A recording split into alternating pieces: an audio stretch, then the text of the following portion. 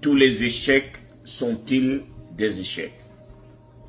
Tous les échecs doivent-ils conduire au découragement? Échouer veut-il dire que tu t'es trompé de chemin? Que ce que tu as envie de vouloir faire ne pourra jamais marcher? Les amis, bonjour. Je suis le général Alligator, créateur de la mentalité Alligator. Les amis, aujourd'hui, nous allons apprendre une histoire qui m'est chère. L'histoire de mon oncle. Mon oncle était notre repère sur le plan scolaire. Il était très très intelligent. Et à l'école, il allait très vite. Je me rappelle que lorsqu'il est arrivé en terminale, je faisais 5e. Lorsqu'il est arrivé en terminale, j'étais en 5e. Et à chaque fois que nous ne comprenions pas quelque chose à l'école, nous allions le voir pour nous expliquer. C'était ce qu'on appelle chez nous un coprofesseur. C'est-à-dire qu'il est en terminale, il maîtrise tellement tous les chapitres et tous les sujets qu'il expliquait aux autres lorsque le professeur parle.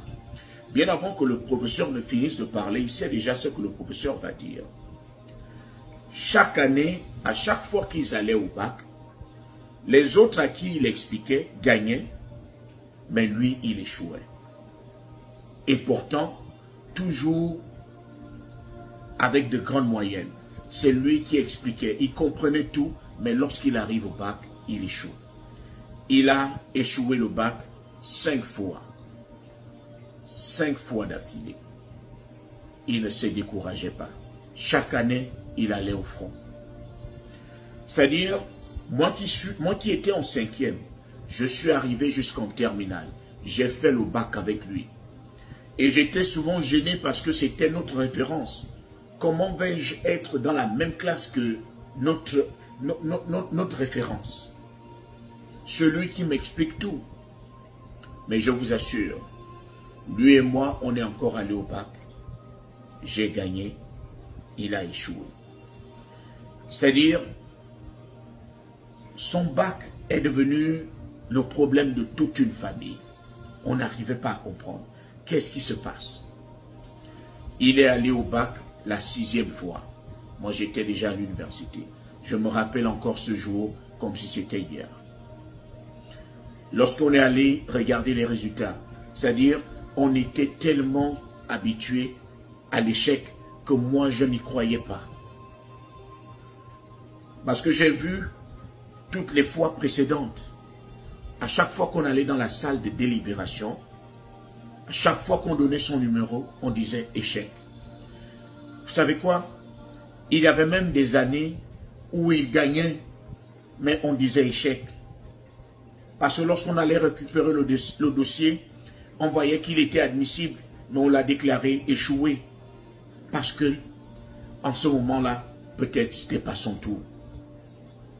Cela le rongeait tellement qu'il se disait, mais qu'est-ce que je dois encore faire? Même là où je devais être gagnant, là où j'avais une deuxième chance, on m'a déclaré échoué. Je vous assure, il a continué. Il est allé au combat pour la 6e fois. Et comme je vous le dis, je me rappelle que j'étais allé avec un autre de mes frères regarder les résultats. Et la même année, il passait le bac avec notre petite sœur qui était très loin à l'école. Quand il était en terminale, lui, elle était très très loin. Mais elle est revenue aussi jusqu'en terminale. Et la petite sœur était en terminale C. Elle fumait la terminale C. Donc, lorsque nous allions regarder les résultats, moi je vous assure honnêtement, du côté de mon oncle, je n'avais aucun espoir parce que j'étais déjà habitué à ce que le résultat soit le même.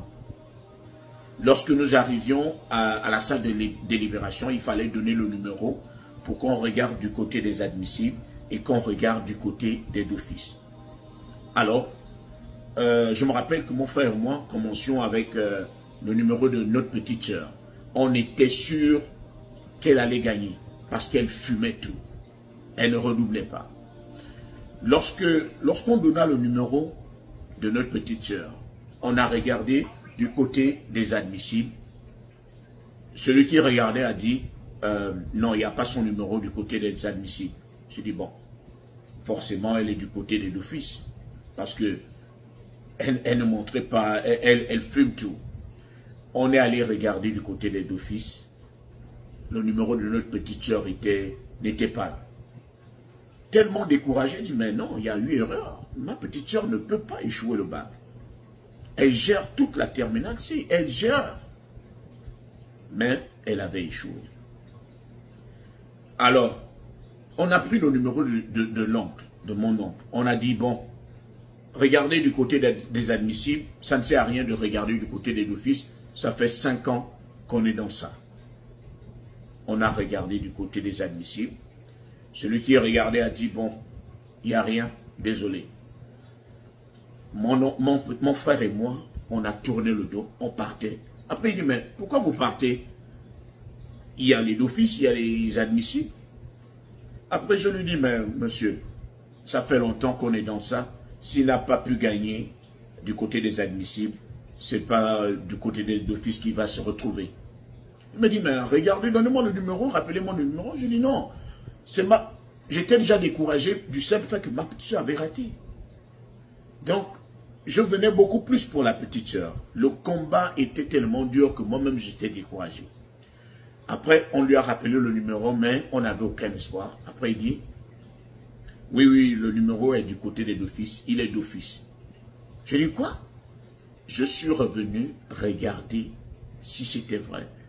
Mon oncle était sorti d'office. Je vous assure, mon bac, je l'ai oublié. Je ne me rappelle plus comment j'ai eu mon bac.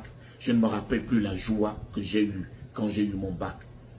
Mais la plus grande joie que j'ai, qui m'est encore vivace, c'est la joie que j'avais eue lorsque mon oncle était sorti d'office. Ce n'était pas le bac de mon oncle, c'était devenu le bac de toute une famille. Il fallait qu'on sauve ce teneur-là. Lorsque l'intéressé apprenant qu'il est sorti d'office, il a disparu dans la ville pendant 2 jours. On l'a cherché. Le gars était en train, torse nu, il était dans toute la ville en train de crier, je l'ai eu. C'est pour ça que je voulais rappeler à quelqu'un que tu peux recevoir beaucoup d'échecs.